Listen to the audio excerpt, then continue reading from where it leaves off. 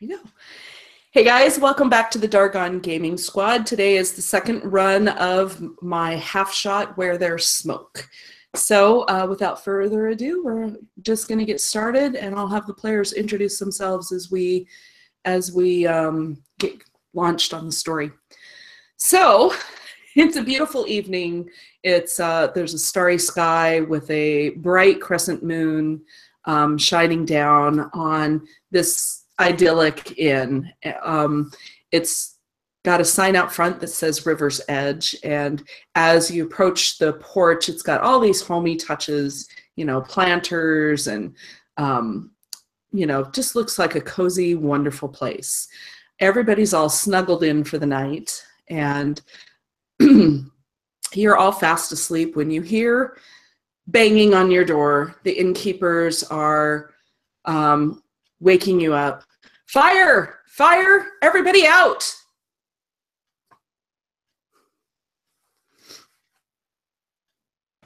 And you are free to act as you would. Fire! And with that, a large, rather tall dragonborn, over 6 feet in height, kind of collapses out of her bed, looking about, confused, not understanding that these buildings can go up in flames. She staggers to the door and fiddles with the weird ball thing that opens the door before pulling it open. Fire? What do you mean? Someone's caught the inn on fire. You've got to get out. Get out quickly. As you speak to the innkeeper, it's Norm, and he's a sweet older man. He's about 55, human, charming guy. You notice somebody up the hall that you met earlier in the evening. You know she's a courier, and you see her coming out, still putting on her boots, and she just dashes down the hall and runs outside. So I'll jump in here. I think upstairs you would see a couple of small dwarves sort of dragging Ordana out of her room, who is mostly awake and manages to stand up straight and look. All right. She looks around. She's still a little bit dazed. What does the fire look like? Is this like fire everywhere and the building's about to go down, or? So right now, you don't see any flames, but you do notice wisps of smoke rising up and into the hallway. And you can see flickering light coming from the common room downstairs. She puts her hand on one of her dwarven cohorts and says, "Go. See what you can do to help." And she would be looking around for windows that aren't sort of being blocked by this smoke that's coming, and stairs, just looking for some kind of escape route. Great. So the stairs are to they're to the left. Well, it depends on which side of the hall you're on, but there's one set of stairs that leads down into the common room, and all the rooms have windows. The back side of the building looks out on the river, and the front looks out on the road.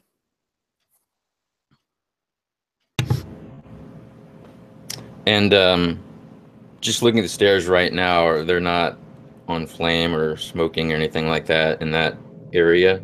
No, sir. Okay. Ordana would run down the steps, and as long as it doesn't look too bad yet, maybe looking for other people that haven't been informed yet, and that kind of thing. Great. So as you get downstairs, as she enters the common room, she can see that the right now the fire is concentrated in two places. It seems to be on the far end of the common room. The front door area is still good. And it looks like a window has been broken at the front. And it also looks like there might be some fire coming from the kitchen. You can definitely see more smoke billowing out of the kitchen area, which has doors that lead into it off the common. Okay, and the innkeeper's basically still just running around to rooms trying to get people out? Yes, so both Norm and Teresa, the two innkeepers, are upstairs doing that. Downstairs, you see Iris, their granddaughter, rushing outside with some buckets. Mm-hmm. I think Ordana would follow her. Maybe try to find some buckets in the common room and follow her. And it looks like maybe we need to help in the kitchen area. And as they all do that, the white dragonborn walks into the kitchen, staring at this intense fire, trying to diagnose what's going on. How about Tyg? Tyg is slowly waking up. I mean, at a start, obviously. Fire. But I'm not working. Why is there fire? She's a blacksmith by trade. And she knows exactly what to do for fire. So slipping on her boots and getting dressed as quickly as she possibly can, she rushes down and says, well, not only buckets of water, do you have sand? Sand would get this out. So Norm says, oh, yes, by the river on the banks. That's a great idea. And as you've come out into the hallway, there's more guests starting to come out of their rooms. Some of them have small children. There's a couple who were bards who were entertaining in the common room earlier that evening. And you just see, more and more people kind of pouring out in various states of undress and some looking sleepier than others, but people are starting to mobilize and head outside. Say, children, all the children need to get out. I need help with sand. I need sturdy arms, strong arms, because this will take a lot of muscle. I need help. So Norm says this way, and he leads the way to the stables. Iris has also grabbed Ordana and led her to the stables as well, where they've grabbed a few more buckets, and she's leading you down to the river to get water, not having heard about the sand. But meanwhile, Norm also leads Tyg toward the stable by way of outside, and to get a few more buckets to put sand in. And if it's cool with you, I think you might pass one of Ordana's dwarves that was sort of just running around trying to help. So you might be able to recruit him too. Master Dwarf, can I get your help? Oh yeah, what do you need? I think the water is a great idea, but I work with fire all the time. Let's get some sand as well. Whatever you say. And he'll follow you.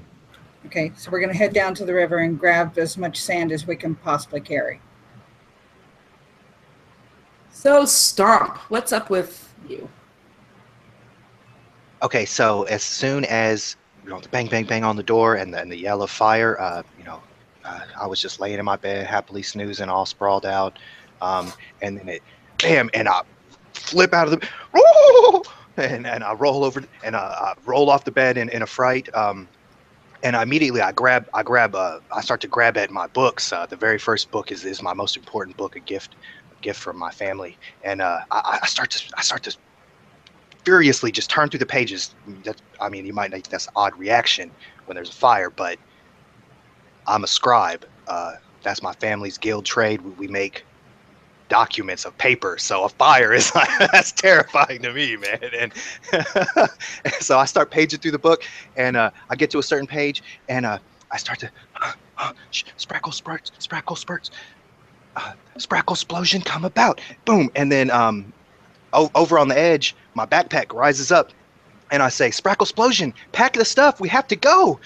And I I've cast Unseen Servant, and I'm getting him to clean and gather up all my stuff as I get my boots and my pants on, and I'm putting on my gear, and I'm grabbing my staff and my hat. Hurry! Don't forget the books. Forget everything else. Just get the books. And I'm opening the door. What is this about a fire? And I'm poking my head out as I get my hats on and tying my boots, and I'm crawling. Come on, hurry, Sprackle Explosion! Bring the pack! Bring the pack! Awesome. So let's see. Rime that's wrong. Ordana, as you get down to the river, Iris starts to organize any helpers down there in getting buckets filled and handing them off so that people can head back. And Tyg, as you get to the stables, you see the courier from earlier tearing out on her horse, and she's just gone. She's not stopping to help. She's just, boom, out of here. Well, that's a fine thing, coward. You should be helping. So pay no mind. I'm busy. I got things to do. So Norm leads you down to the riverbank, and there is sand. They have a sandy shore on this side of the river, and he has grabbed some shovels, and he starts shoveling and filling buckets and handing shovels to anyone who will take one. Okay. So as we're getting closer, is the fire worse off in the common or in the kitchen? The fire appears to be the worst in the kitchen. There's a lot more smoke billowing out of the kitchen. From outside, you can see flames licking at the windows in the kitchen. Okay, so I think we should concentrate then more on the kitchen, get that larger fire out. And from the outside, you also realize that the stable is connected to the kitchen. Like it looks like there's that it extends and that there must be a doorway between. So far, the stable looks to be pretty stable.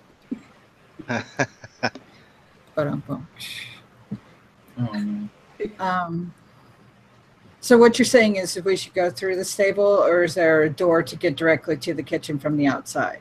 You can do both. You could approach it from both sides if you wanted to. Okay. Master Dwarf, would you go through the main entrance here and start, getting the sand in as much as you possibly can, I'm going to go around the other way through the stable and see if I can get it from the other end. Aye. And as you say this, you see horses starting to exit this stable too. Somebody has gone in there and has started chasing them out so that they're not there. It starts to get bad. So let's see. Yeah, go ahead. I was going to say, as all this madness kind of unfurls around Rime, she kind of looks about confused. Humans, why are you fleeing? Why don't you put out the fire? And she pokes her head into the kitchen. Well, I guess I can try. And you just see her open her mouth, and just a giant jet of icy cold frost breath just blasts the kitchen as she kind of looks around, seeing, I believe, the gnome was running down the stairs to get out. That's exactly right, baby. I wanted to say as soon as I come down the stairs, I see you shoot out this ice breath, and like I have one shoulder strap on as my backpack, and the other one I'm pulling on, and I just stop dead in my tracks, and my mouth drops too, but no ice breath comes out. Tiny human, why do none of you use your ice breath? I don't understand. What am I, a dragon? Are you a dragon? Oh, Sprackle Spurts, get a bucket. Help them put out the fire. Hurry. And I appear to be talking to no one. There's no one beside me. So what? I think about this time, Ordana is coming in with some buckets of water. What's the state of the kitchen look like? Great. So the kitchen is really ablaze. All the containers and things, there's like baskets that have had produce in them, and like wicker and that sort of thing, all seems to be on fire and smoking. It doesn't look like the structure itself has caught fire yet, but there's lots of little things that seem to be burning. And there's a big, long wooden workbench where they must do all the food prep that is definitely on fire. It had a bunch of baskets in the bottom, and everything's just really caught there. And you can see with all the additional baskets and boxes and things in that space that it's not going to take much for it to spread. The ice has helped contain some of the flame that's connected on the side of the kitchen that would be connected to the rest of the building, but it's by no means out yet. So the bottom floor of the structure is made of wood? Yes. Okay. And who is the owner? Is a human? Yes, it's a human couple. Okay. As I stand next to the lizard man, I'm sorry, I don't know your species properly. I'll say, silly humans, why do they build their homes of wood? Surely they know stone is better. Hurry, Sprinkle Spraz! I'm just calling out to no one. So you Ordana, can't breathe. You can't breathe ice. I thought everyone could. Oh, that sounds like a neat trick. Wish I could. You'll have to teach me. Humans are very strange creatures, all of you. So Ordana pushes past both of them as they're talking instead of helping, and moves into the kitchen. She has water with her. She would look for either flames sort of climbing up the walls, or if that's already out because of the freeze breath, just sort of some smaller spots, on the floor. And she'd be directing some of the dwarves and people that come in with sand and sort of pointing to the big blaze on the work table. She said, "Sand there."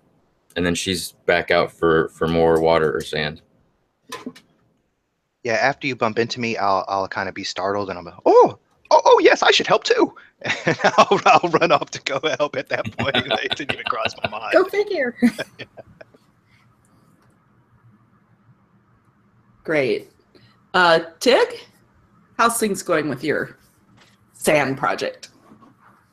Well, I mean, we're putting out, throwing the sand on the baskets, trying to get them to be smothered, and, trying to kill out the flame. And, you only got so much, and you got to run back down and get some more. So definitely running back and forth, trying to get this managed. Great. I mean, great. So yeah, the sand, between the sand and the ice and the water, it's everybody's encouraged, and it's clearly working. Meanwhile, let's have everybody roll an intelligence check. Ooh, my speciality. I guess I need some dice, eh? It's good.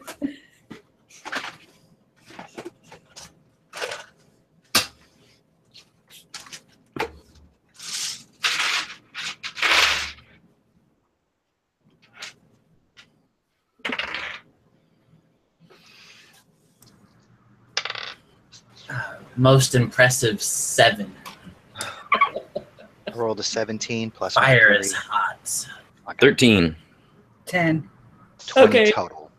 So all of you who rolled 10 or above would realize that there's still a fire in the common room too. How bad is it compared? So it wasn't all that bad when you headed into the kitchen, which of course is why you headed to the kitchen. But it's spreading. There's wood tables and chairs in the common room. Everything's just, this whole inn is built of wood. It sits at the edge of the woods, so it kind of makes a little bit of sense. And yeah, and so you realize that there's been no work party sent to work on that fire.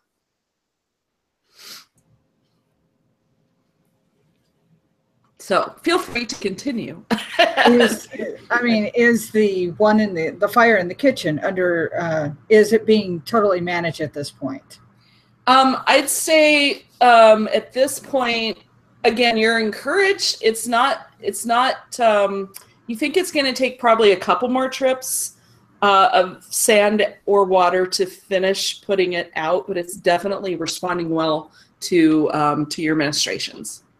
You're starting to see some smoldering, and but it was a long table. Well, Tig, all of a sudden, like an epiphany.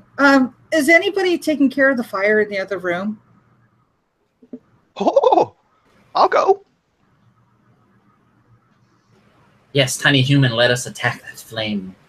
Yes, with the ice. And I pull out my book and I'll start helping you with Ray of Frost. I can't use my mouth, but... Why don't you go ahead and roll your attacks for that?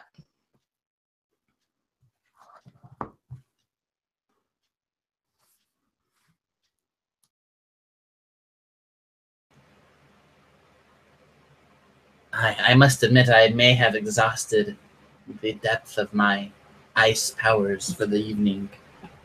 And Rime would probably just try to grab a table that's on fire and just like flip it over to smother out the flames. I rolled a natural 1 on that attack. The floor is on fire, not the ceiling. Oh, I'm sorry. I'm sorry. I'm new at this. So what were you, you were trying to do a ray of frost, right? Yeah. So would you like to describe your utter failure? I sure would. Okay, so I pull out my book and I'm looking in it and I go to fire off the spells. I'm like, with ice! And I shoot it and I'm aiming at the fire, but like over by the door, there's some furniture and I like completely hit a chair and like freeze half a leg. So there's just like a icicle on the bottom of one leg. And I was like, oh, and it like barely missed what's your name? Rime? Rime? So it just barely like flew by. Oh, I'm new at this. Oh, your strategy is to freeze the furniture so it does not burn. Interesting. Oh, that gives me an idea. Perhaps we could contain the fire so it does not spread to the rest of the building. Dwarves, get your axes! Break the wood around this fire!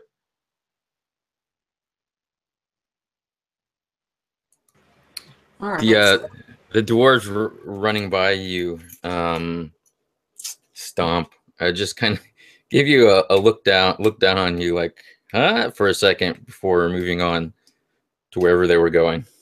And just as quick as the idea came to me, I was like, okay, and I go back to getting buckets and trying to dump that.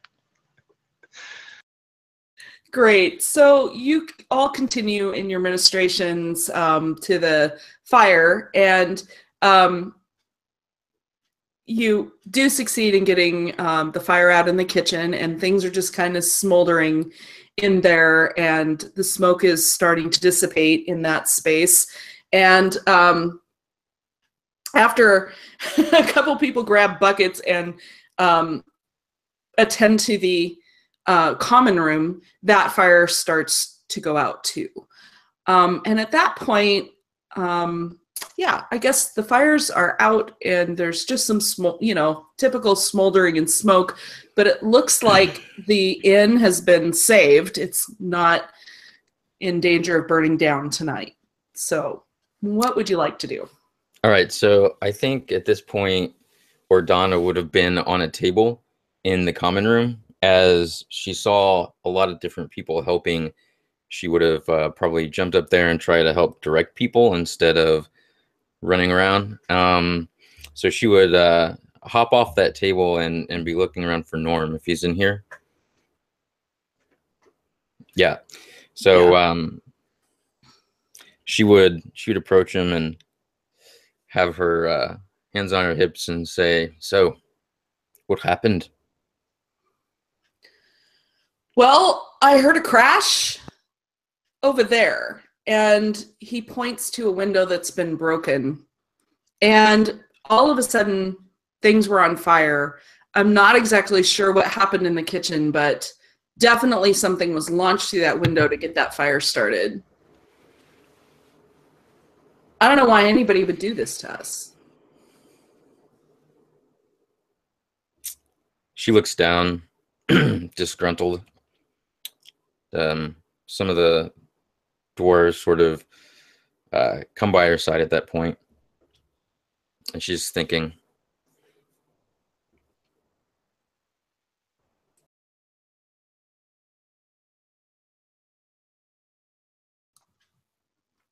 Okay. Tyg, what are you doing?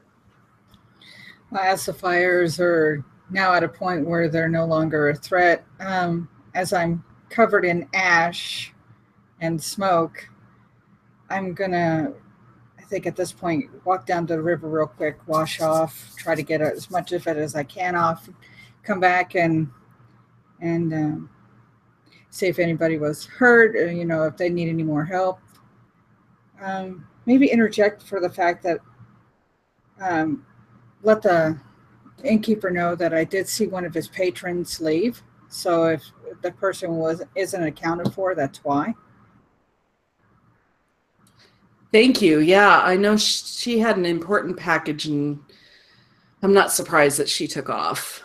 You can see off to the side, now that the fire's out, Teresa, who's this sweet little prematurely gray woman, who's just super sweet. They're the sweetest couple. It has broken down a little bit, and her granddaughter Iris is comforting her and telling her the damage isn't that bad, Grandma. We'll be able to fix it. It's okay.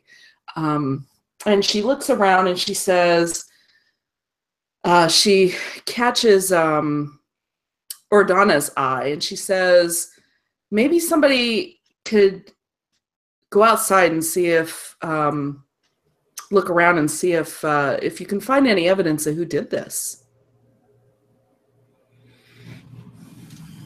Ordana nods and would approach, I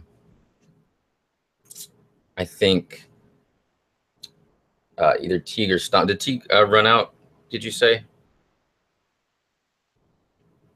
I went out to wash off. I'd already come back at this point. Okay. So I think she would go to Tyg first and see, can you go out and check by that window there? And she'd point to wherever this window is that has been broken, and assumingly something had been thrown in. I think after that, she would probably go in the kitchen and look around that window to see if there's anything she can find that might have been thrown in.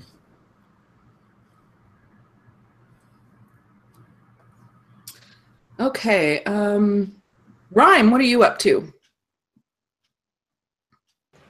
Upon hearing that this place had nearly been burnt down, the strange dragonborn would perhaps wander around a bit, finding small objects that had been shattered during the melee, and you'd see her place her claws upon them, and you would almost see ice crystals forming between the broken objects, weaving them back together before returning to their normal form as they are healed with a mending cantrip or two.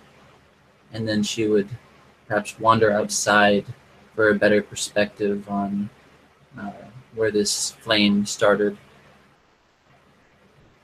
Great. So one of the objects that mends is clearly a glass jar or something that it just broke so well when it went after going through the window that it was unrecognizable before now. And then in the kitchen, you realize no windows were broken or anything, but it looks like the path of the fire started perhaps from the door of the stable. Like, you know, the scorch patterns. What's Rime doing right now? I am currently outside examining the origin of these flames. There appears to be scorch marks near the stable.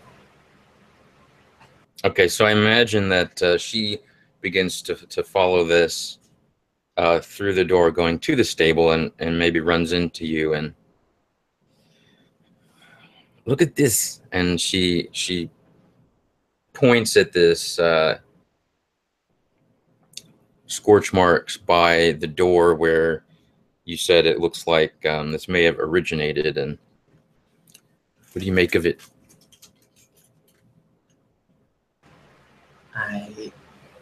I'm not sure. And Rime comes from a place where there's very little fire, to be honest. And she sees all these weird broken glass baubles on the ground. Do you humans have fire containers of glass? Perhaps one of those lit your homes on fire here.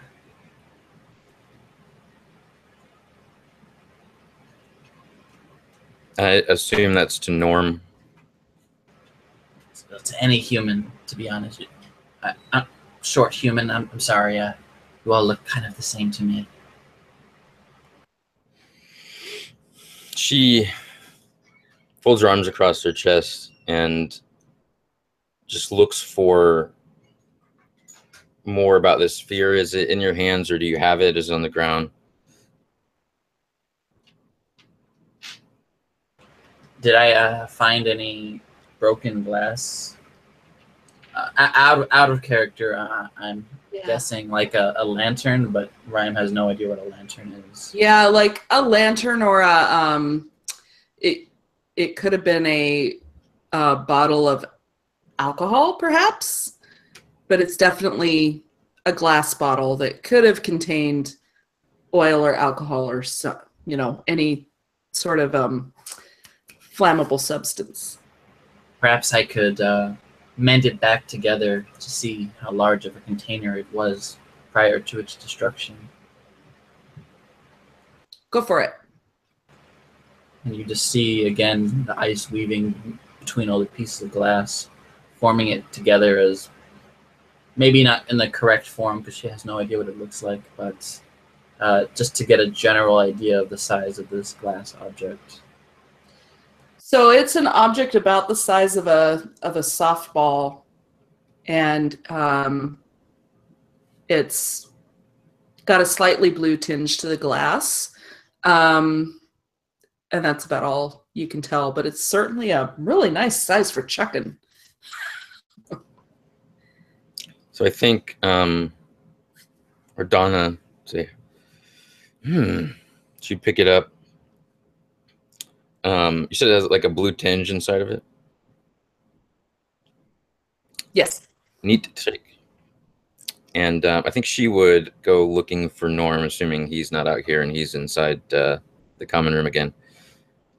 And put it before him. Say, I believe this is the culprit. Who would have done this to you? Oh, I can't think of anyone.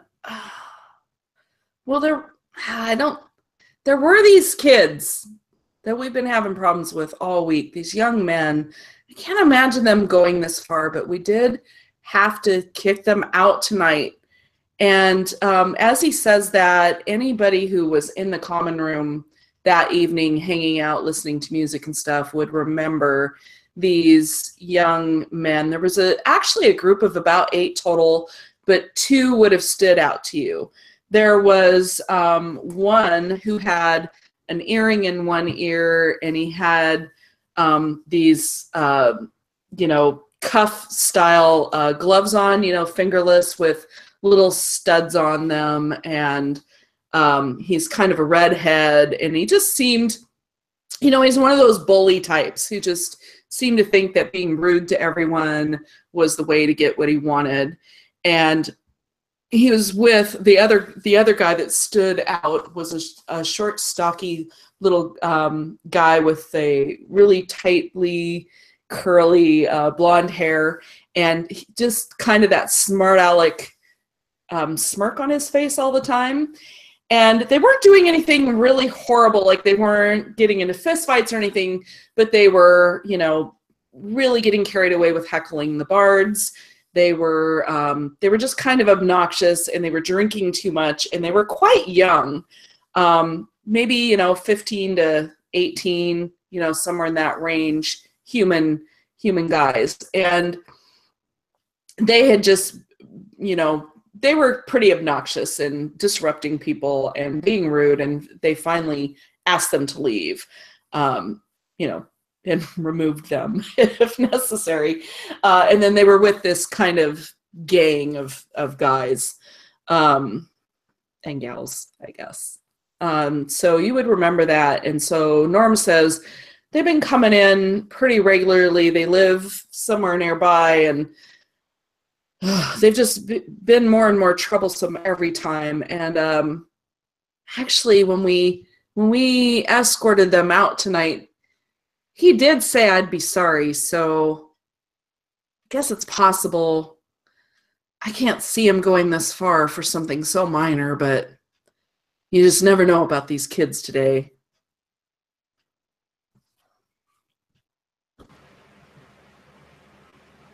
You wish to declare war upon them? That is strange. But they did throw the first stone, I suppose. Well, war. Nobody said anything about war. That's a bit strong. Perhaps you wish to make peace with them. Perhaps we could arrange a marriage. Maybe we could just find out if they did it and have them fix what they damaged. And at that point, Stomp comes out the stable with a broom floating beside him, sweeping stuff up, and he has his book out, and he's sort of alakazam, alakaboo, fibbly flam, and he's like touching parts and like sort of making them prettier and cleaning them up, prestidigitation style. And he's actually cleaned himself as well. And he comes out and he says, "Oh, what's this about? You found the culprits? That sounds fun." Yes, we're going to declare war on them. Oh, war. And my expression gets very dour then, and I kind of shrink down. Like, that's rather severe, don't you think? I feel as if I must treat your generosity of lodging as perhaps temporary membership within your tribe. It is only natural to aid in the defense of your tribe against attackers. I turn and I point. I say, the structure still stands. There's no need for violence. That is only because their attack was foolhardy and failed. The war has not arranged to a ceasefire yet. They will continue their attack until peace has been brokered. Scaly one has a point. Perhaps we should negotiate their surrender and establish peace.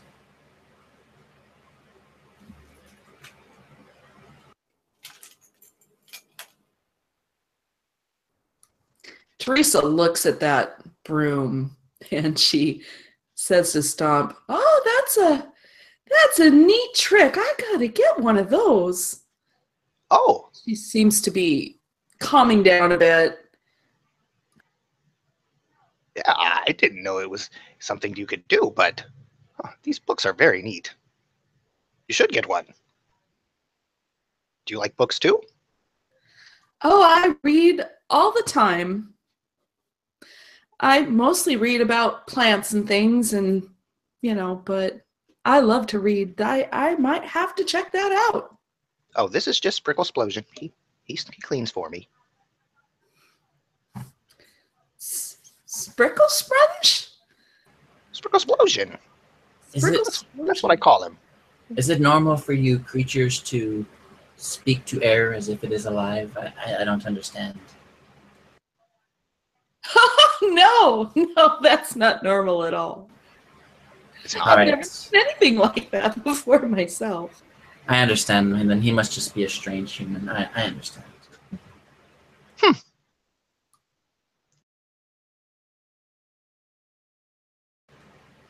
But regardless, are you requesting us to aid you in your time of dire need in investigating this unprovoked attack? I will gladly accept this offer. Norm looks at you and says, "Oh, that would be so kind of you. We would truly appreciate that." And Iris and Teresa nod in agreement and kind of smile at Norm. Well, I'll give you a day. Then I got to be on my way. What do you know about these ruffians or whatever they are? Well, the town is a bit far off, but I believe they live somewhere between here and town. So the town is another day and a half journey, the nearest town. And this inn is situated just on the outskirts of a forest, and it's kind of on a crossroads. There's a road to the next neighboring kingdom that cuts through the forest, and everything kind of all converges here. So there's enough traffic that they've been able to make a nice living with their inn, but there's not a village here. There are, however, settlements and farms, and so they would, tell you that these boys must live nearby because they see them fairly recent or fairly often, but they're not really sure specifically where they hail from. There are some, so Norm says, well, there's some farms and things in the area. I'm pretty sure that some of the kids are related to each other. There's a couple that look a lot like that kid, Eric. He looks at Teresa. She says, yeah, Eric's his name. And Norm says, yeah, he's the redheaded kid. He seems to be the ringleader of this group. And then Iris says Tony's the other young man. The one with the blonde curly hair is Tony. And she says, I'm pretty sure he lives in the forest. I think his dad's a lumberman. So, yeah, that's what you got. Okay. So she, Ordana looks around to all of those around her and says, well, all of the farms and the city is too much ground to cover. We should just go check this one Eric out. And remember how the strong hands helped you. She nods at Norm. And she'd begin collecting things. Thank you so much. Do you need some lanterns or something? Are you heading outside at this hour, or? Oh, it's okay. And I'll snap my fingers, and this is my favorite. And purple and pink lights start to float around in the air around us, 4 or 5 of them. This always got me in trouble at home, but I guess it's okay out here.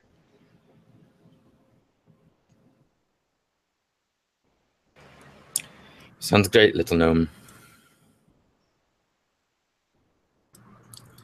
Tyg is paying attention to everything that's going on while she's still doing her little investigation outside the window.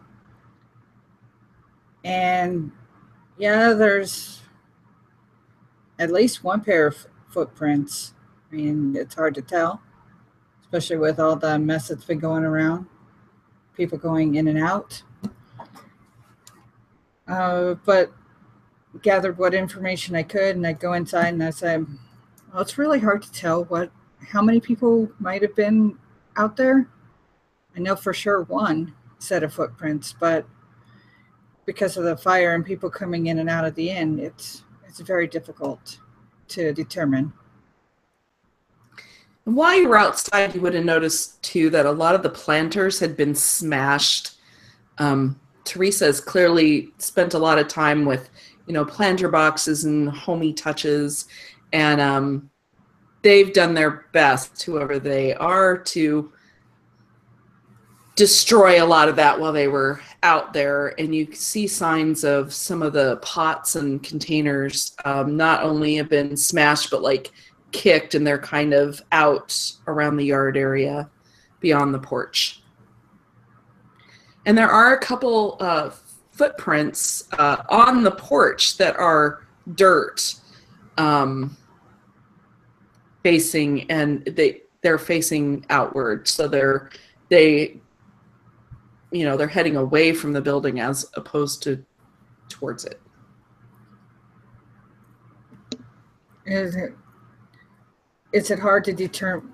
Question out of character. Is it hard to determine? I guess which direction, because of the fact that they are going in dirt from the porch area. I mean, basically they're just going out at this point. It's real hard to determine. Yeah, and it looks like it's maybe back towards the woods or the road, but it's kind of vague because, of course, once you get into the grass and stuff, it's harder to pick up that trail. But it looks like they went through the like they must have walked right through the debris from the planter and picked up a bunch of dirt from that. Okay. So as I'm explaining, the fact that there is at least one set of footprints by the window, I look at the innkeeper and his wife, and I do apologize. I did happen to notice that a lot of your decorations have been destroyed, though, so it does kind of seem a little personal. And then I look at the rest of the people that are standing around, but it does look like that they may have headed out towards the forest area. I mean, it seems kind of strange, I guess. They may live out there. Human manager, I must ask, this does not seem like the work of simple brigands. For them to so heartlessly destroy these monuments to your ancestors and flee, perhaps there is a long-standing dispute between you and these criminals.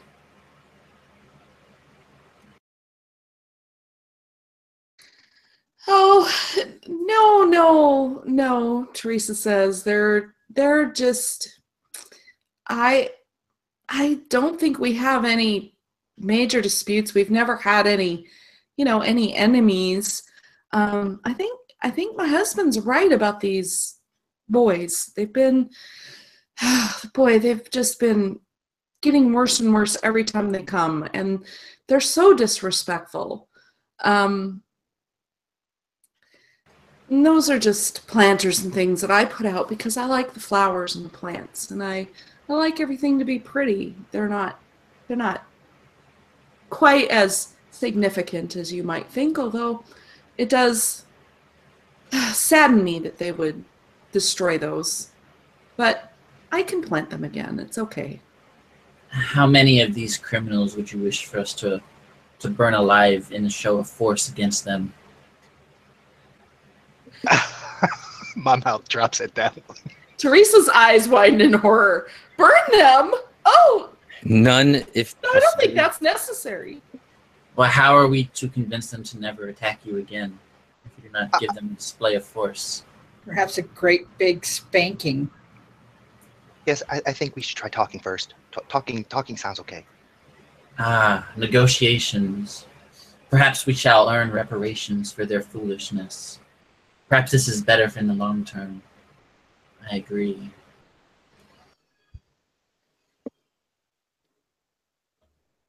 Do you have a value you would estimate for these damages? Perhaps we shall get them to repay it. Would you prefer it 2 or 10-fold? So Norm says, I think they should come and fix what they damaged. They can help rebuild the planters and remake them and clean up this mess and help fix up the kitchen. And when they've got things back the way they were, then they can go their own way. And never darken our doorstep again. I see. Are the three of you, this tiny human, the slightly less tiny human, and the other, are you ready to assist me in the capturing of these brigands and temporarily enslaving them until we can establish reparations being paid?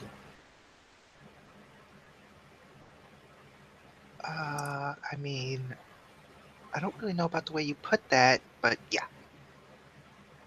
All right. Do we have enough rope to restrain these individuals to earn their capture?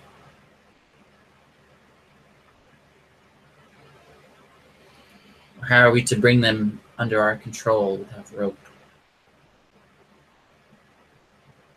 I'm sure we could find some rope in the stable if you really feel that you need to restrain them. I mean, it's either the rope or the threat of killing their families. I believe that the rope is more acceptable to you people. I don't know. Why don't you just shoot off some of that ice breath of yours, and I'm sure they'll do whatever you want. I would. Well, you must understand. My breath can only last for so long. I can only burn and freeze so many creatures. It's like my books. I get it. They don't need to know that. Oh, yes, of course. Good, good. Yes, you're smart. Yes. I actually do have rope up in my pack. I mean, it's only 50 feet. I mean, would that be enough? Well, are these brigands? Are these tiny humans or normal humans or large humans? Good question. I don't know. I have never seen them, so that's a good question. It was this man in the bar last night. They're the just. Oh, you mean those children? Well, who are bigger than me, but yes, children. Oh yeah, they're bigger. They're bigger than me too, but age-wise, they're children. Yes, They're kids. so they're normal humans. I see.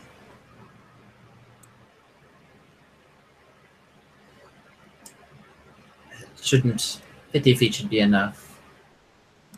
Excellent. I'm going to start heading up to my room and putting on my armor and gathering my gear. Great. Is there anything else anybody else wants to do while Tyg is getting her rope? The broom is just going to float down right beside the door and just set itself down. I'm sure my spell's about to end. And I'll walk over to the innkeeper lady, who's like all sad about her planters and everything, and I'll put my hand up like on her arm or her shoulder or something. I probably can't reach her shoulder. I'll reach up to a, non-great creepy area and touch her gently and say, don't be sad. We'll help. And as I let go, I'm gonna reach around behind my back and touch my book and snap my fingers. And I want to put a smell of like roses or whatever around her face to just cheer her up, like the flowers that she had around. Because I'm sure it smells terrible, like smoke and everything around here, and that's not helping the situation. So I figured that will just make her feel a little bit more calm. Oh, thank you. You're so kind. You're so kind. These are just things, and I know it's silly to be so upset about them, but the important thing is that we're all okay and our guests are all okay. And with that, she starts tending to the guests. The rest of the guests, making sure they have, that they're okay, tending to everybody's in pretty good shape, but she goes off to make sure that they're all right and see if they want to return to their rooms or whatever. So she's off to do that. Let's take a quick, I need a quick bio break. So let's take a quick 5-minute break. Sounds good. Great. All right.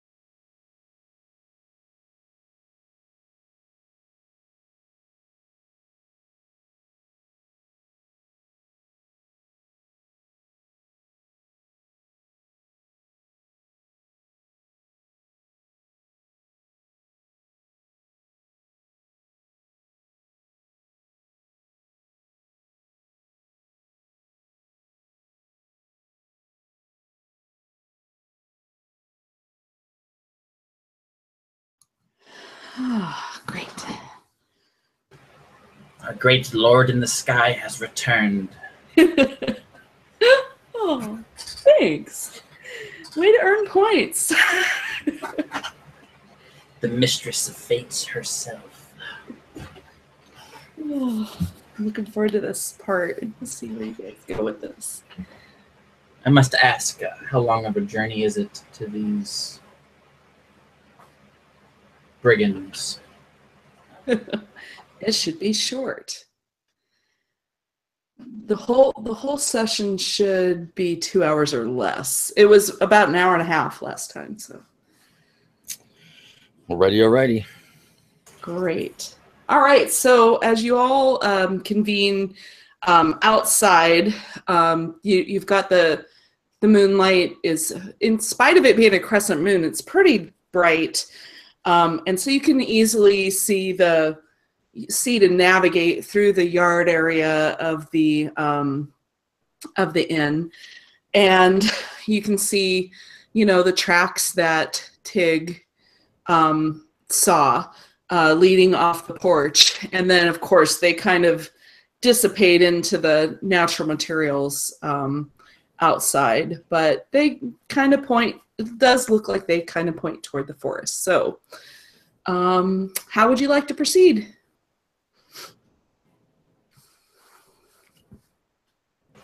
Are any of you creatures trackers?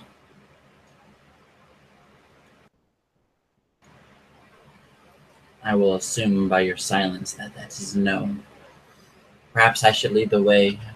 I don't track quite very often in my tribe, but perhaps I can assist in this endeavor.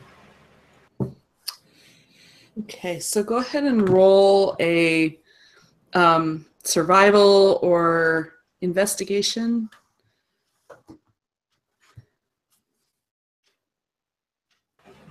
As it is quite clear by her experience as a tracker, Rime kind of looks down at the ground, clearly not sure what to do, as she earns a very powerful 6 on survival. Just picking a random direction, almost seeming to ignore the tracks as she starts to lead the way.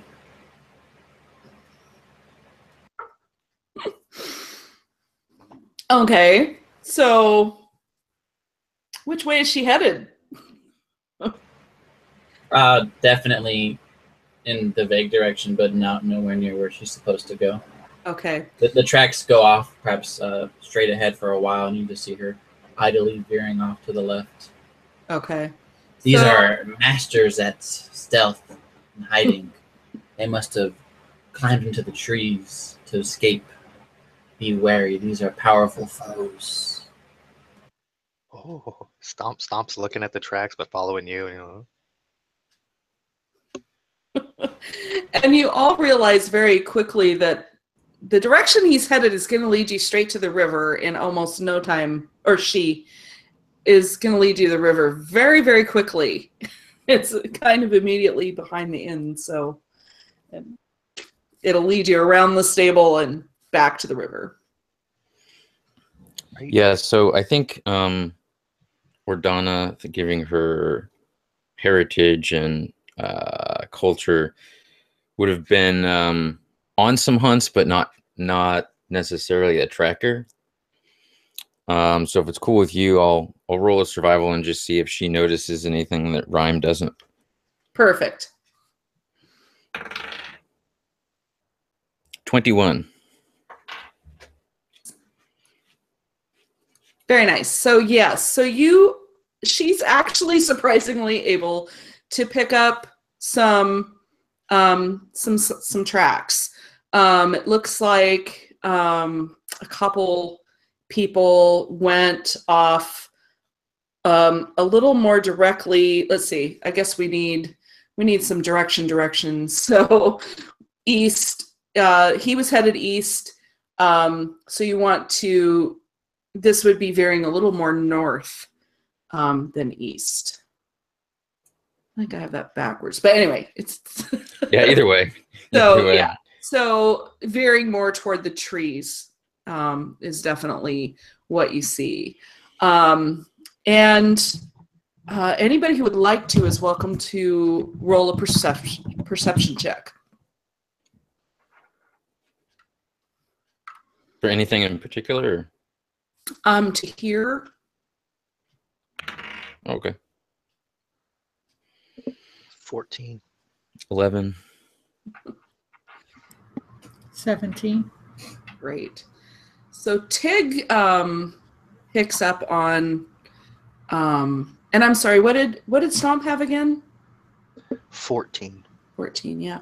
So Tyg really picks up on some sounds from the forest. There's some abnormally loud, cracking and movement of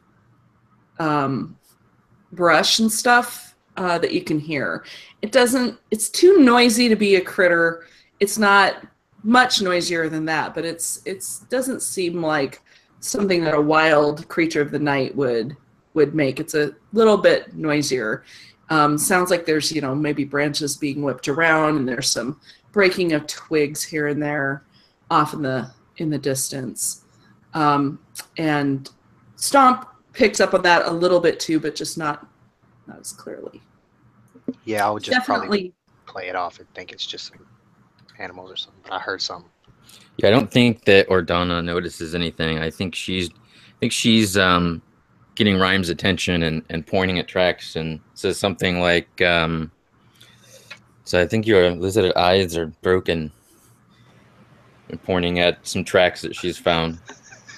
Are you attempting to say that these obvious tracks are actually not a ruse and are, in fact, the tracks? It is an interesting theory. Perhaps we can find out if it is true. I think you may be underestimating our foes, though. I'm going to interrupt both of them. There is a really loud, obnoxious, non-critter related noise coming from the forest. I will almost promise you that is probably who we are going to be pursuing, because they sound like they have no care in the world, that they're just stomping through. It is rather late for stomping. Indeed. Yes, let us chase after these arrogant bandits. Although I can understand they must be arrogant to be such a powerful group of individuals. Beware. Should I put the lights out? And then I said that too loud, and I'm like,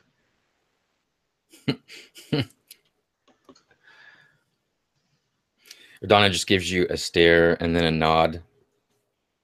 okay, well then it'll go back to the moonlight. Says we should move silently until we're closer.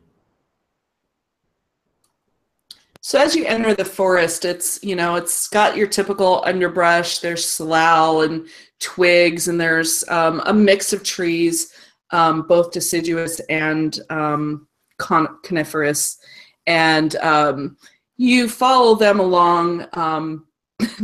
They're enough ahead of you that you don't close on them real quickly unless you choose to increase your pace.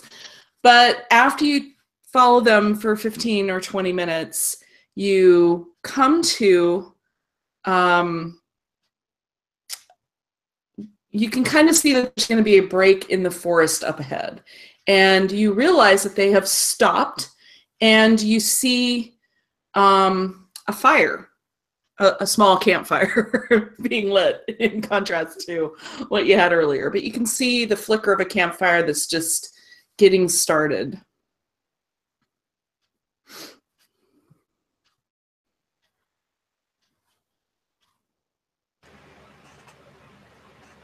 You can see Rime would notice the fire, the flames flickering on her golden eyes as she kneels down and readies her crossbow. Ready to ambush these cowards. And now, too, between the contrast of the fire and the with the clearing and everything, you can see some silhouettes of shapes Some of them are grouped together, but it looks like there's at least 4 or 5 people in this area.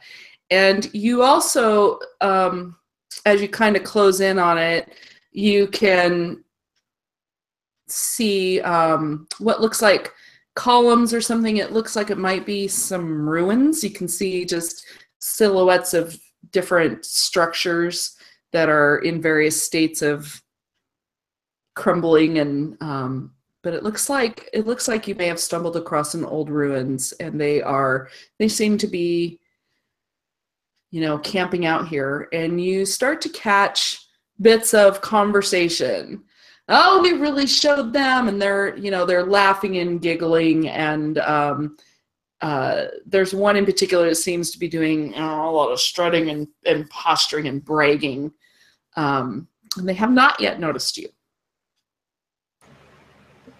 Can I creep up beside him, all small and tiny, and get down there, crunching down my head as much as I can, because there's stuff in there, of course, and get down beside him, say, don't shoot anyone just yet. You don't wish for me to kill them? How should we get them to surrender? Well, I don't know. Maybe we should let the pretty one talk to them. She's been good at talking so far. Or we could scare them. I like to scare people. That sounds fun. If you wish for me to speak with them, I understand. That would scare them, man. Yeah, hey, that's a good idea. Well, we got your back. I'll go tell them to watch you. How about this? I will tell them a lie and ask them to surrender. If they don't wish to surrender, I will kill them. No. No, we wait until they sleep. Let's get Ordana to talk to them. That sounds better. She won't kill them. Oh, we wait till they sleep and then we slit their throats. No. We capture them more easily. We're not even going to try talking to them? No, they're going to wake up in bindings. Aw. Well, that's less fun, but okay. I pull out a book, start reading. Well, I try to read. I'm sure it's too dark to read, but I'm trying. So they're absolutely oblivious to you. They have not detected your presence, and they kind of party-ish, for 20 or 30 minutes, and then they start to show signs that they're going to bed down for the night where they are, and they start, putting out, pulling bedrolls and stuff out of like the hollows of trees and different things. They seem to have had a stash and had a plan for the night, and they start to bed down. They don't even bother setting a watch. They are so just sure of themselves and sure that they got away, that they just bed down, and the fire, they don't even build up the fire or anything before they go to bed. It's not a particularly cold night, and you kind of get the feeling that they just made the fire for the sake of having one, and so it starts to die down pretty quickly to just a really low flame. And I don't know, how long do you want to wait? Oh, I think we wait, 30, 60 minutes once they seem to be settling down and start sneaking up closer. What do you guys think? I think I'm going to have my crossbow at the ready just in case. We can definitely go ahead and sneak forward, but I am not going to be going up unprepared. I mean, because Ordana has not only herself. Did you bring all your people with you as well? No, so I think before we left, there would have been like a slightly heated argument between them and myself. I had them stay back to sort of help out.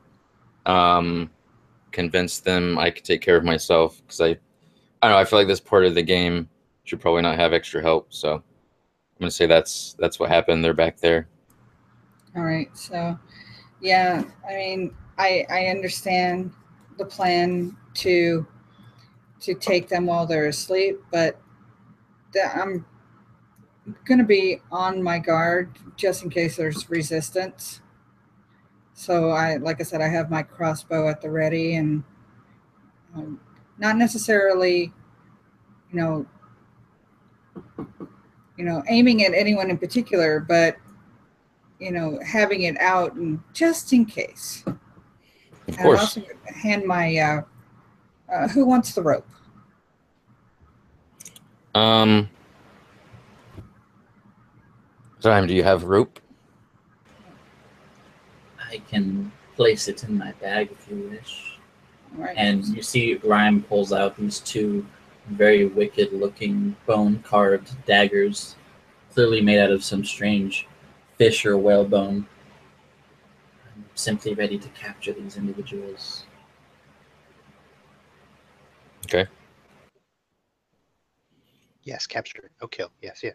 And I like put down my staff and my pack, and I kind of clamber up one of the pillars as they approach. I'm doing it as quietly as possible. I want to get up to a high vantage point where I can be as creepy as possible and maximize my gnome creepiness if this turns into something. So by the time you're ready to approach, the fire is burned down to just embers. There's just a bed of coals softly glowing there in the fire pit. And those who are, I'm going to have those who are approaching roll stealth checks. There's no way I could botch every roll of this game. I believe in you. — 17. Let's see.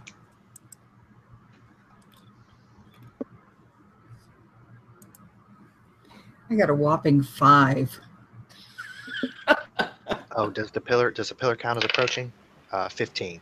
I must ask our gnome who got a 5 on stealth. Did you roll a natural 1, perhaps? Oh no, I rolled a 13. I'm sorry. I was just hand motioning spastically for trying to support you as your roll, because I was no, I rolled a 13 plus my 2 on dex. I didn't actually think I was approaching though, but if I am, that's what I got.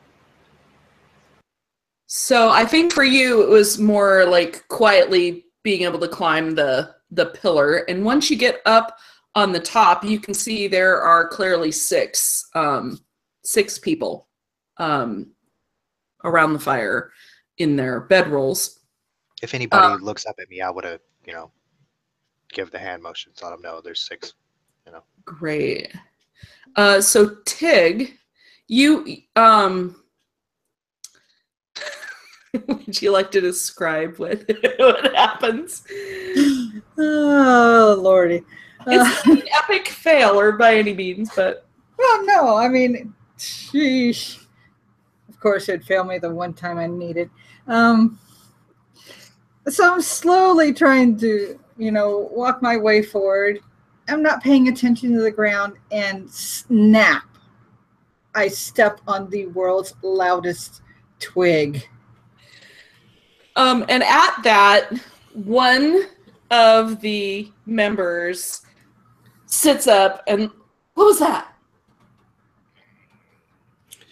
Ordana stops immediately, sort of hunkers down, their battle axe that's over her shoulder, and holds up a fist, and hopefully most of the people know that means stop moving for a second. I snap my fingers and prestidigitation the smell of a fart on his face?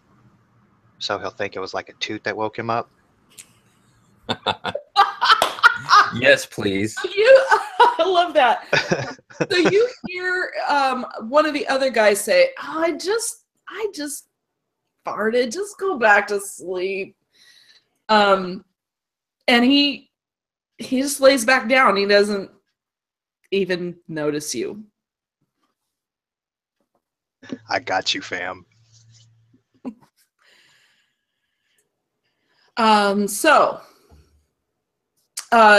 let's see. So we had a 17 from Ordana, right?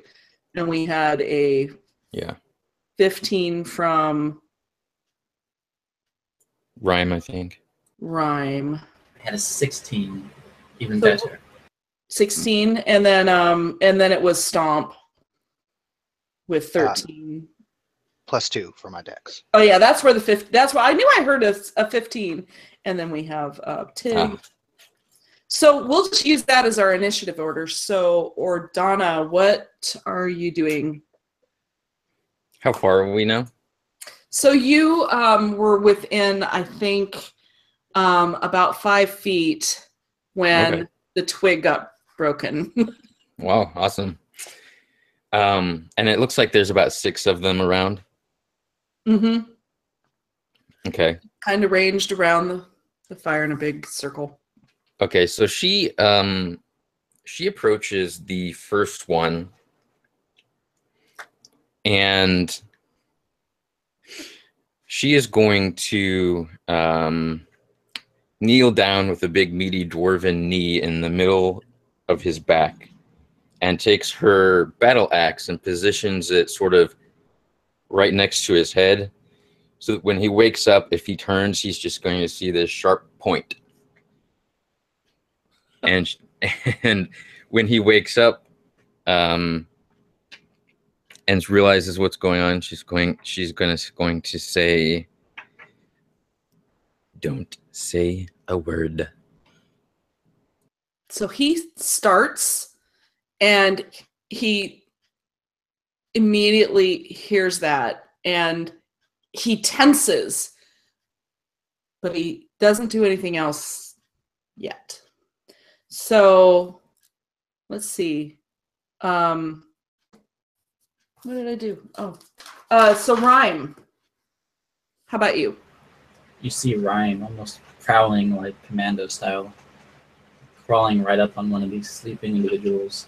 And you see from your perspective, it looks very savage as Rime lifts up 2 bone daggers and just drops them on one of these sleeping people. And she's not actually trying to stab them as much as help them sleep by attempting to non-lethally strike 2 times in a row on this individual who's unconscious and not looking and paying attention. Okay, go ahead and roll your... You basically just see her just bludgeon this sleeping individual with her weapons. Give me 1 second here. Like using the back ends of them or whatever.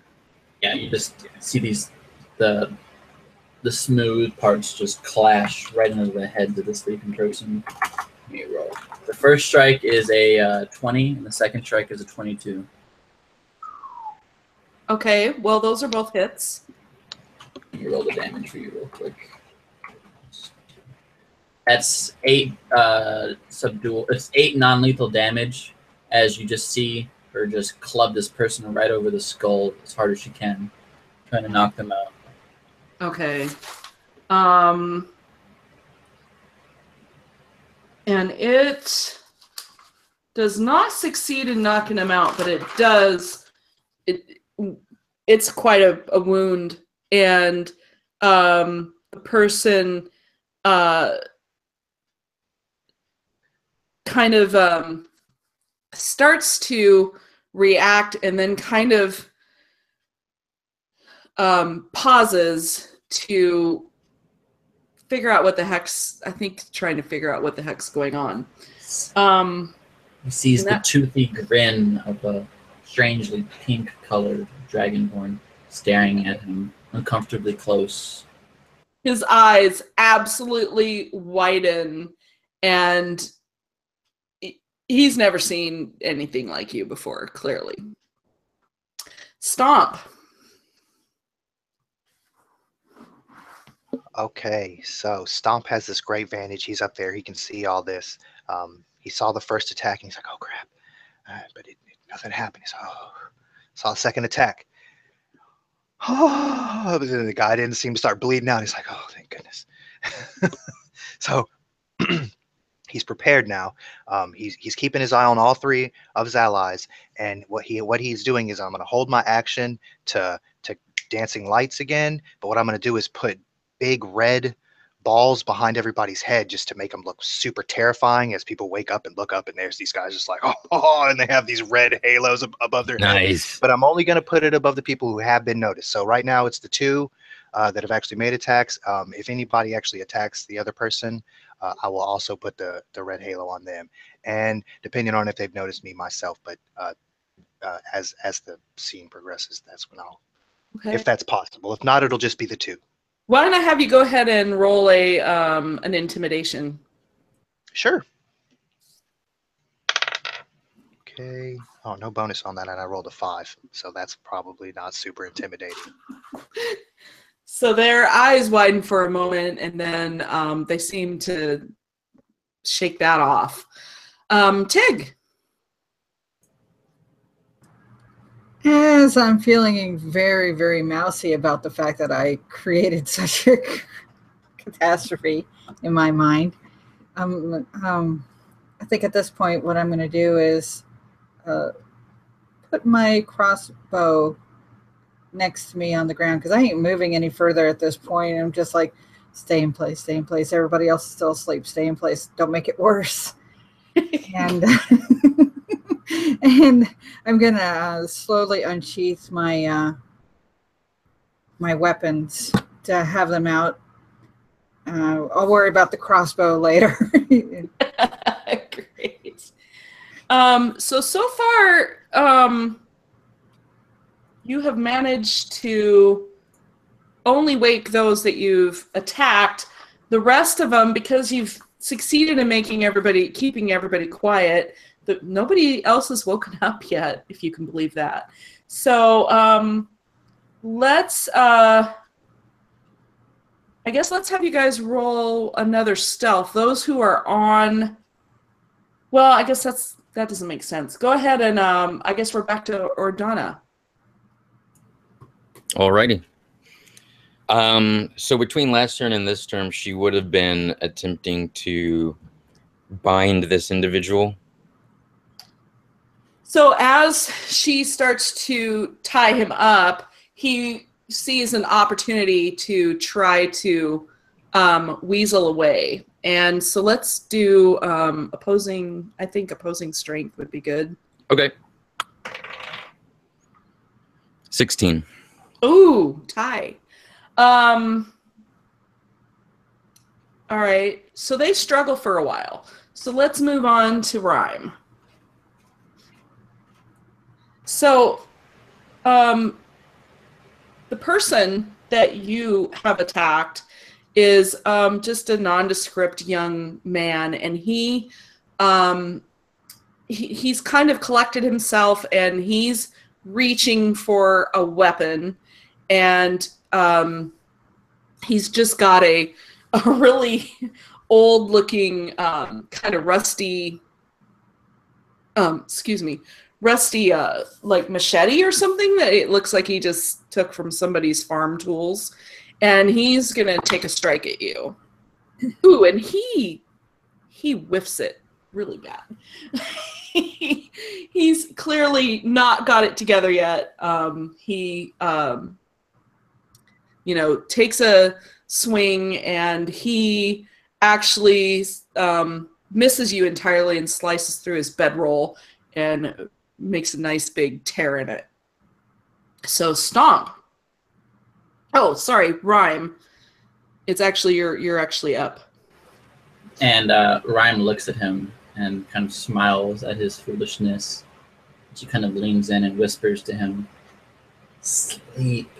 And she'll cast sleep on him by hitting him with her daggers. Okay. Again. Go ahead and make your rolls.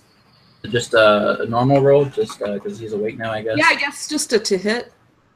Okay. Oof, that's not good. I feel like. Yeah. Yeah, am I doing that? Sleep has a hit, right? I'm not actually casting sleep. I'm just. Oh, yeah. Oh, Okay. I thought you were casting sleep. I'm casting super sleep excited. by hitting him over the head with my. I get it. Okay. Yeah. Does a 12? Does a Man. 12 hit? I'm sorry. What was the? It was a Does 12. a 12 hit him? Let's see. That is. Yes. Okay. So That you is- see her. The first dagger misses, and the second dagger clubs him right over the head, clean right on the bridge of his nose, for 4 damage. And One he that's- is unconscious. And yeah. Yeah. So you Go just ahead. kind of see her just, for some reason, it looks like she's stabbing him because the blade or the butt end of the thing just digs into his face, but you could just see it's just blood spraying out of his nose as he's unconscious. And then she kind of stands up and looks around at the other humans. You could just see like little spouts of steam kind of jetting out of her nostrils. And she looks ready for more fighting. And with that, some of the other members are starting to stir of the group. And as they do that, they're starting to shout out, "We're being attacked!" And so they're going to be joining the fray in the next round. So Stomp. All right, it's on. And I was crouched down, sniggering when he missed his attack, and I'm gonna kind of get up now, ready to go. I pull my book out, I flip, and I'm gonna say, "Don't miss again. Don't miss again." I'm gonna try to Ray of Frost again. Okay, that's better. 18. 18. And who you're firing at? The first one to stir, or the closest one to me that started to stir. Okay. And in my mind, I'm trying to just freeze him down so he can't help anybody. Obviously, I don't have the capability of doing that, but I'm just telling you what he's thinking. Great. Definitely a hit. So go ahead and roll your damage. Okay. Oh, there it is right here. Okay. 1d8.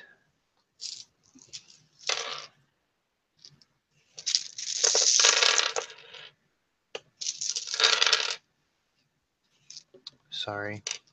Okay, here we go. 8, baby. Unbelievable. 8 damage. Full max damage. Get him, Stompelstein. That's awesome. All right. Tyg. Where do you?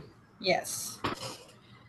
So I've got my weapons out. I mean, I'm looking around to see if there's any kind of threat nearby. As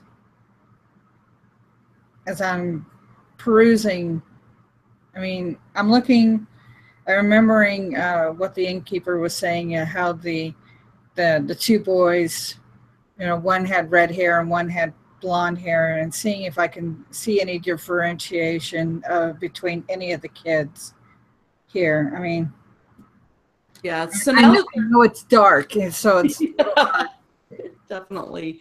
So now that it's so this is a bit of a clearing, so the moonlight is getting in, and you can at least distinguish dark hair from light hair. You may not be able to tell who's the strawberry blonde and who's a blonde, but you can kind of get a clue. And you notice across the fire, the furthest point away from everyone is someone who has woken up, and he is starting to get up, and he has grabbed a sword or something, and he looks like he might fit one of those descriptions.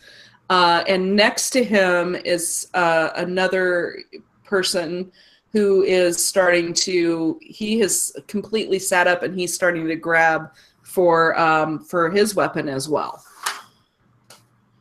okay. At this point, since pretty much everybody is being aroused and getting up, and I'm just going to start heading over and trying to get as close to one of them as possible so that I could stop them before they, start interjecting themselves into the mix. Right.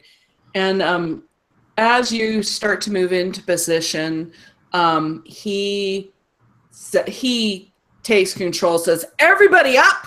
We're under attack. Get moving." So we are back to Ordana. Is the was I able to bind the hands of the guy? You two were struggling, so I guess we're at another strength check. Okay. Ooh.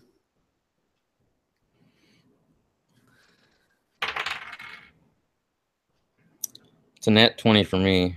Ah, Plus 2, we 22. are 22. rolling the same. What's your total? Let me get the total here. Oh, actually, it's just a +1 on that one, so it's a 21. So you just barely get control of the situation. All right.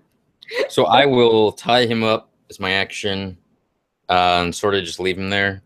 If he's got like an obvious dagger or something, I'll throw it back. And then she's going to sort of heft her battle axe and move over towards this guy that just said, "Everybody up." Great.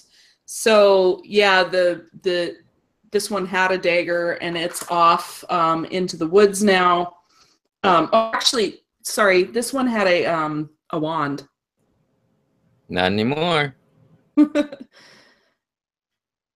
And he just kind of groans and just relaxes and gives in.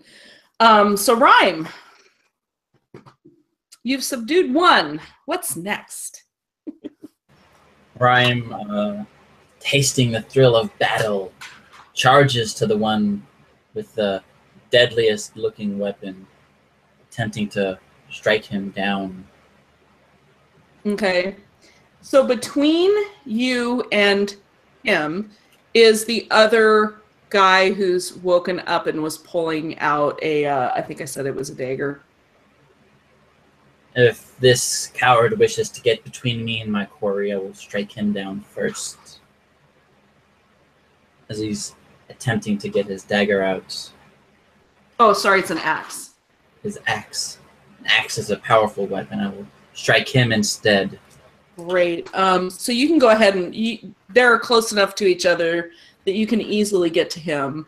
Go ahead and roll your attack. The first strike is a 20 total. That's definitely it. And the offhand is a natural 20. Okay. So you see the first dagger strike on this axe-wielding individual does 4 damage as this dagger kind of slits right across his chest. And then as that does, you see her bring the other dagger and just jam it right into his temple for, oh my god, it's the worst crit ever, 2 damage. Okay, so it's 6 damage total. That one in the temples may be more of a graze.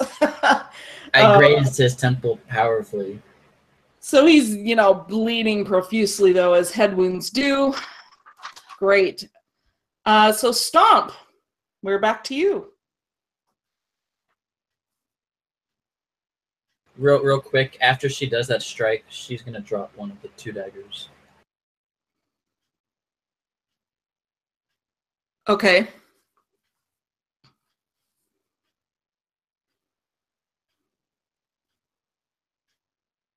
Oh, Stomp, you're muted.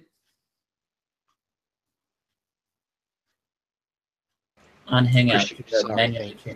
thank you. Yeah, sometimes my screen expands and it makes it look so weird. Yeah, I have my book out still. Oh, I hit someone. Do it again. And I'm gonna see what I can do. Y'all, everybody's rolling nat 20s. I feel like I'm cheating, but I straight rolled it. What the hell? Sweet. Nat 20. Okay. So 25. I have a spell bonus of 5. Here's my damage. 8 damage. Oh my If God. I rolled this good all day, it's gonna be a great day. 16. Man, we need this. Okay. How much? Well, it's a crit, so you do double damage, right? Man, Ouch. Yeah. So that person is down. I think they're Okay, dead, aren't they? Yeah. This one is definitely dead. Okay, so as I shoot him with the frost, I'm gonna say it covers his face and sort of covers up his mouth and his nose where he can't breathe, and he's and he's trying to get it off, and he's laying there. Oh. All right. So we've got one tied up, one dead. Tyg, you were making your way to the one on the far side of the fire. Correct. And You were there now. I am there now. At this point, I do have, I'm trying to make sure that he's not going to use the weapon that he had gathered. So I'm going to go ahead and strike at him. I do 2-weapon fighting, so I have two. So I have a scimitar and a short sword. Okay. And okay, so I got a 10 on one and then 23 on the other. So the 23 hits. Okay, and that was 7 damage. Okay. Alrighty. Back to Ordana. Oh, actually, these guys need a turn, don't they? Dun, dun, I mean, dun. eventually they should attack us. So now that you are close enough to this character at the far side of the fire, you can see he's the strawberry blonde. He's got an earring. He's got the gloves, and he takes a swing at back at you, Tyg, and he misses. These guys are pathetic tonight. The other one that Rime is just hit. Also takes a swing with his axe. Does an 11 hit? No. It hits her scales and just bounces off. Okay. So meanwhile, on the other side of so you've got a circle like a clock. So at 4 o'clock was the first one that Rime took down. And the one you're working on now is at 2 o'clock. Eric is at noon, or at 12 o'clock, I should say. And Stomp is on the 10 o'clock. So there's one person that got missed who was down at, like, what would that be, 5 o'clock. And he's up now, and he's approaching, he's starting to move. So he comes at you from the back, Rime, and takes a swing. Oh my gosh, and he completely misses. These guys are pathetic. So he trips and misses his swing altogether. He trips over Rime's tail as she turns around. Yeah, right? So, which is perfect. So, Ordana, you are now at Eric. Great.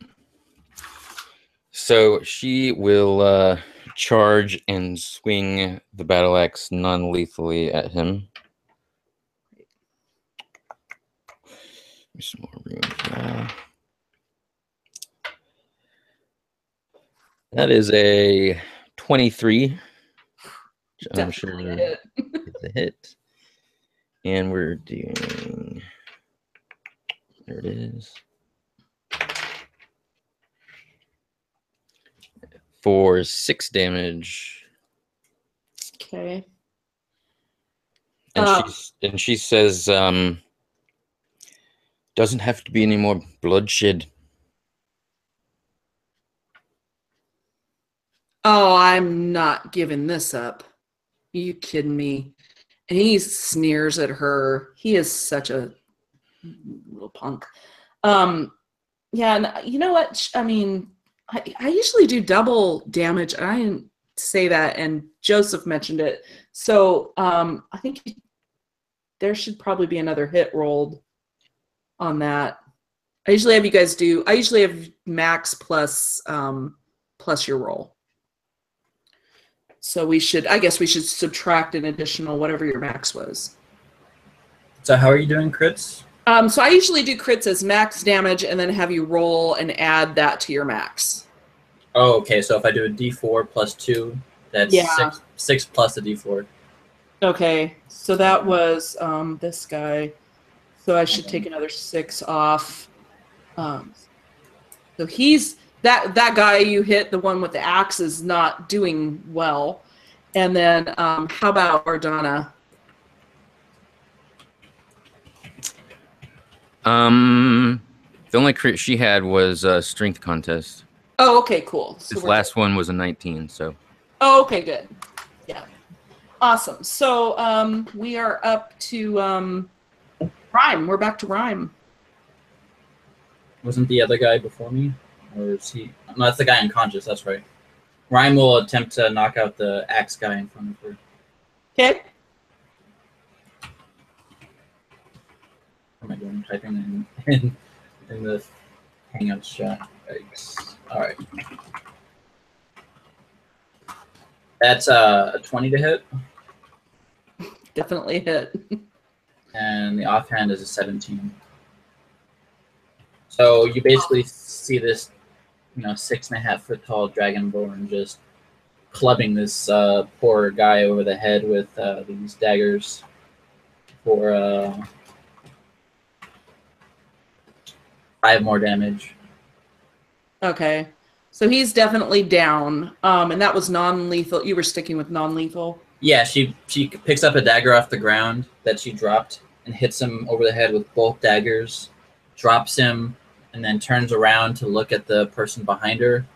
And then again, you see her, strangely enough, dropping a dagger, almost like a weird ritual. Okay.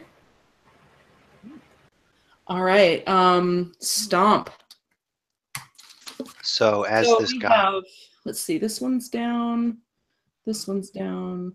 This one's dead. So you've got, this one's really down. So we've got one that was closing behind Rime, and we've got Eric, and that's it. I mean, hopefully this isn't terrible and nobody gets mad at me for this, but what I'm going to do is as I kind of shot that on that guy's face, I kind of stood up and I watched him, and like I closed my book slowly as I watch him. And, as I'm seeing him like die or whatever, and I'm like comprehending what's occurring. And like, as it's going down, I'm like, and I see it. And eventually like I clip my book back and I'm going to slide down and go over there and try to like save him from dying. Cause I don't want to kill anyone. The fact that I might have killed someone is not copacetic with Rumpelstiltskin. He's very unhappy about this situation. So he's going to go try to remedy that immediately before it becomes impossible to do so. Okay, so are you gonna, do you have a healing you're gonna do? Or? I have nothing. I mean, I can roll a straight intelligence to try to save him. That's all I can do. Okay. And if I can't, I mean, if he's already dead, he's dead. But yeah, I mean, that's what Rumpelstiltskin's going to try to do. So. Or boiling water on his head to unthaw it. Yeah. Yes. Yeah, he's pretty dead. So all right. So I that go over there and I'm just like, hold the dead guy. Sorry, team. Let you down there. All right, so we're back to Tyg on Eric. And Tyg is going to, she's not trying to kill him, more or less incapacitate him to make sure that he's not a danger. So I'm going to go ahead and strike at him again. Okay. Okay, so I got 2 14s. They are both hits. Okay, and then let's see. And 8 total damage. You succeed in taking him down. Would you like to describe that? As I'm going for the non-lethal shots. I'm, hitting the leg and hitting the arms and just saying, get down, stay down. Why won't you stay down?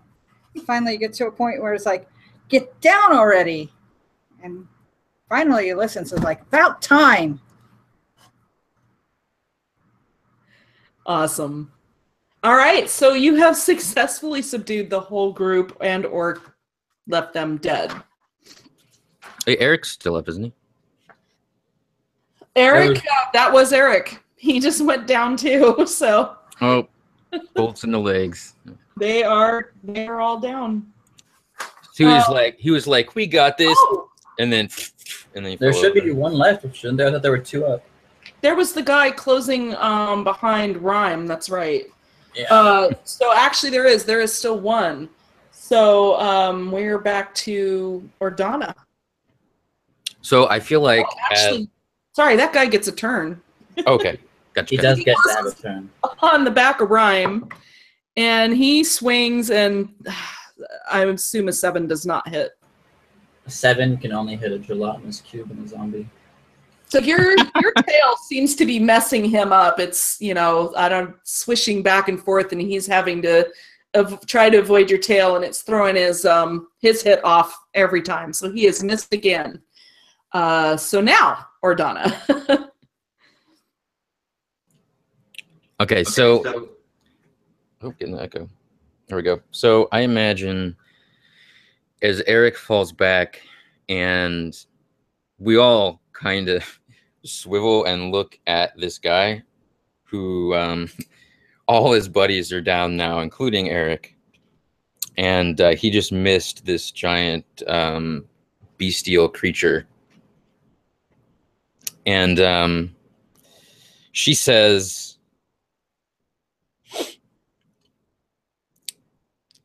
you don't have to die here. Put down your weapon.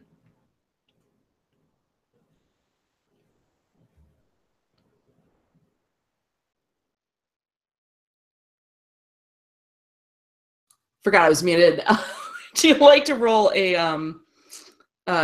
what would I want to say diplomacy, but that's some other game. It's persuasion. Persuasion. Thank you. Ooh, that's only a 10. Oh, let's see. That is enough. So he looks around and his eyes get really wide, and he does exactly that. He puts his weapon down and he just kind of backs away from it a little bit and stands there and like, Rime, tie him up. Yeah, Rime will just like push him over and then just tightly bind him with rope. is that really necessary? I already put my weapon down. I could convince you further, and you see her open her mouth, and you can see flames starting to burn and boil, and as she kind of points it at his face. Okay. He just lets you do what you need to do. Yep. And then, then she casts prestidigitation and makes her breath smell like the worst fish ever. And just sprays it in his face. Oh, you never had a toothbrush? Jeez. I was going to use you as a toothbrush, but my companions convinced me otherwise.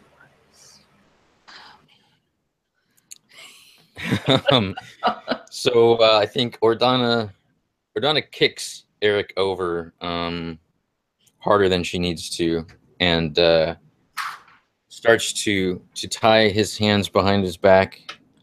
Says, "You boys have an inn to fix."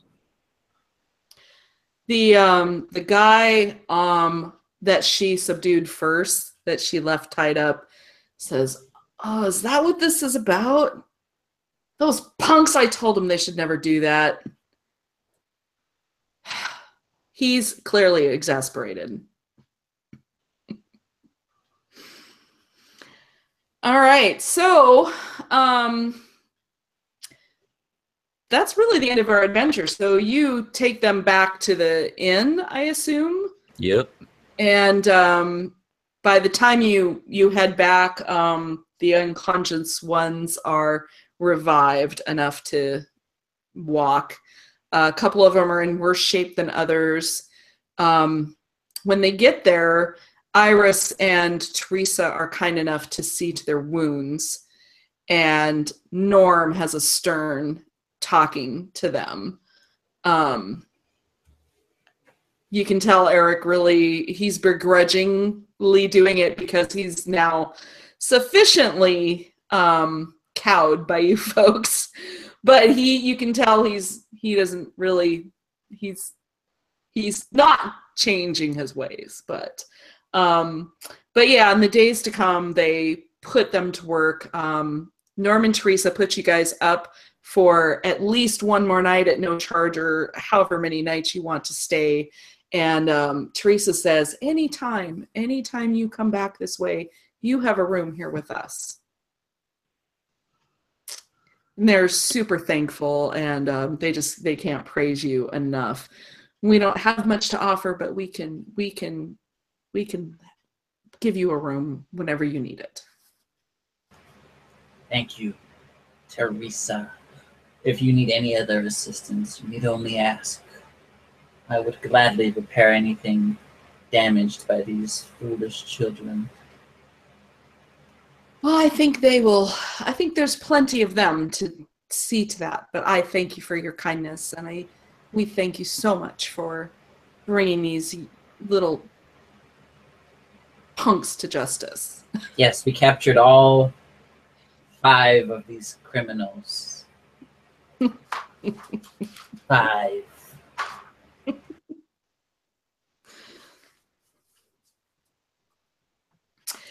And that's it. Thanks, guys. I'm going to hit stop broadcast here.